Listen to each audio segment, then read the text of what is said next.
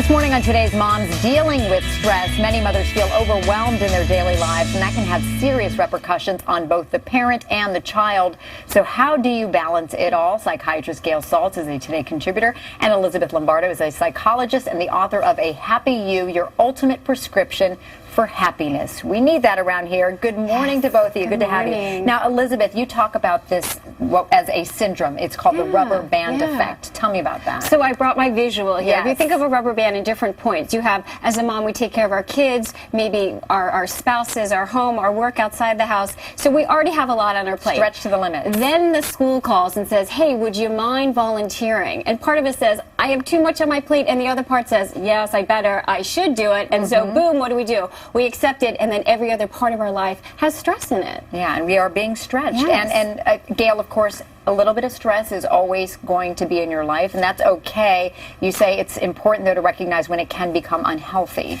Yeah, I think there's such a thing as optimum stress. Right. Sometimes your best performance is when you have some stress, and actually everybody has stress, so trying to remove all stress doesn't work, because that's part of living. But when you have a lot of stress, actually our body releases a hormone called cortisol. And when your body's sort of bathed and your brain is bathed in cortisol all the time, it causes cell death, it causes hypertension, it causes your immune system to not be as effective, it affects mood and anxiety. So remaining at a high chronic level of stress all the time is truly bad for you and your health. Not to mention you can't be your best parent to your kids if you are that stressed out. And Elizabeth, you talk about one of the big things that we do, and I know I'm guilty of this, is overbooking our kids. You want your kids to succeed in everything they do, and you want them to do a lot, and we tend to put them in a lot. Absolutely, yeah. So we think, well, if we keep having to do more and more and more, they're going to learn more, they're going to be more well-rounded. But really, we're taxing our children too. And Gail, you agree with that? 25%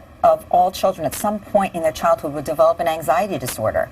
And I think that's 1 in 4. You really have to be mindful that overscheduling not only can make them stressed and anxious, but it takes away play, which is creative time to be creative thinkers. And so you really are taking something away from them if you constantly schedule them. And if you're constantly having to do the carpool and everything, the effects that has on you as well, it just adds on to that stress and trying to keep track of their schedules and everything. And I think a lot of moms and dads deal with the guilt of saying no. And Elizabeth, you were talking about this, that school calls and says, can you do this? And you add on, you pile on. Why can't we just say no? Well, we're constantly shooting ourselves. I should do that. If I was a good mom, then I would, and so I should do it. And so we just keep putting more and more on our plate. And the goal is to be a better parent, and that's a great motivation. But what we have to realize is, ironically, it's making us not as effective as a mother. Okay, so the important thing is you got to start focusing on you as well. You both say this. Take a little time for yourself.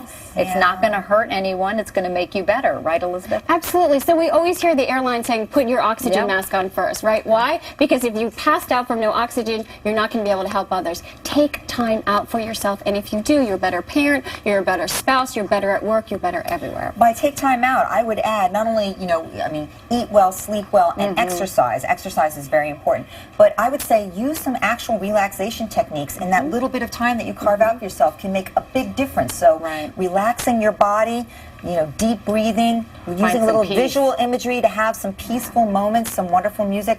Even just 15 minutes can make a huge difference in diminishing your stress. Ladies, thanks so much. Elizabeth Lombardo, Dr. Gail Satlz, as always, thanks.